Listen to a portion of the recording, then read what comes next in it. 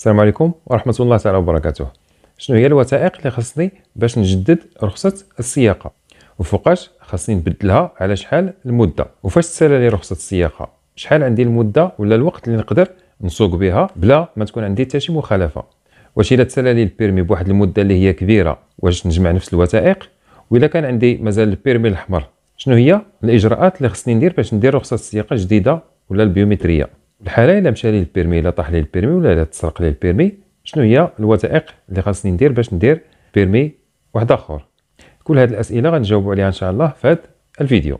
إذا رخصة السياقة كما كنعرفوا فيها مدة الصلاحية، فاش كنقلبوا البيرمي للجهة الثانية كنلقاو تاريخ انتهاء رخصة السياقة كتكون فيها 10 سنوات. هاد رخصة السياقة جديدة، فاش كتسالي لي هاد 10 سنين عندي الحق في 3 شهور نقدر نسوق بهذا البيرمي على ما نجدد هاد رخصة السياقة.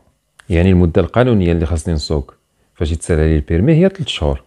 مور 3 شهور راه الا شدوني كنسوق راه تكون عندي مخالفة.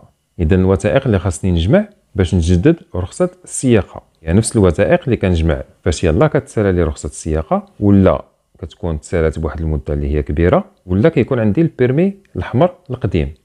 كنجمع نفس الوثائق اللي غادي نقولوا دابا. كنمشي للمكتبة كيعطيني واحد المطبوع ديال تجديد رخصة السياقة، كيعطيني معاه واحد الكرتونة اولا داك البيرمي البيض رخصة السياقة المؤقتة.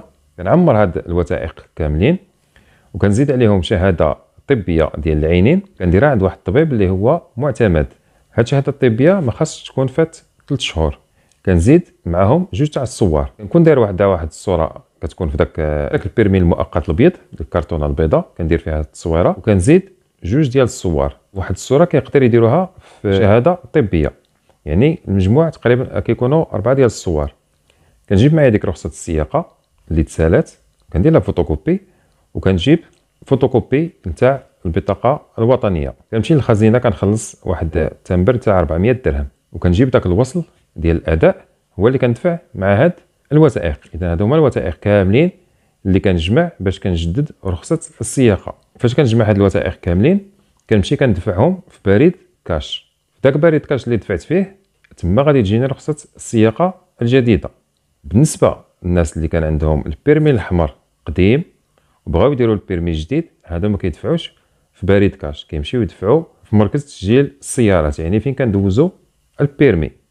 بالنسبة للناس اللي مشى لهم البيرمي ولا تسرق ولا طاح لهم، هادوك كيمشيو كيجيبوا واحد ديكلاراسيون ولا واحد التصريح بالضياع من عند الشرطة ولا من عند الدرك اللي تابع ليهم، كيزيدوه مع هاد الوثائق.